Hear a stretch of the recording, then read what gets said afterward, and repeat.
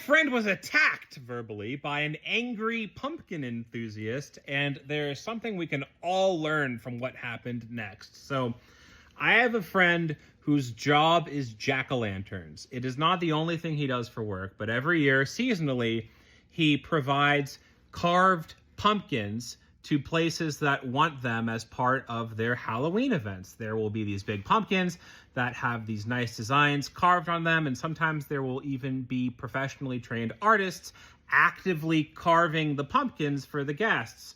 And I was at one of his events with him, and he was talking to people about the process, talking to little kids about the designs, and then this woman comes up and starts angrily asking rhetorical questions. Are these all the pumpkins? You're telling me this is all the pumpkins. You're telling me on this entire property, there are no other pumpkins besides these pumpkins.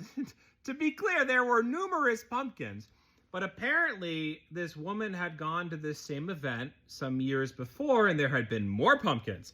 And she was upset at the decrease in pumpkins. And so she started cussing out my friend at this family event where he was there basically at work, right? And the first lesson from this, chances are, right, I'm sure there are some exceptions, but generally speaking, if you're upset about something involving a business, anyone who's available in the immediate vicinity to be yelled at is probably not the person responsible, right? For example, one time my husband and I were at an airport car rental place and it took them like an hour to get us our car because they were understaffed. Is it their fault that they're understaffed? No, their manager understaffed them, right? In this case, the guy who makes his living off of providing pumpkins is probably not the person who made the decision for there to be fewer pumpkins, right? So that's the first lesson from this. This is just an example of a very helpful rule of thumb. Don't yell at the people who are right in front of you for the thing that's upsetting you, because it's probably not their fault.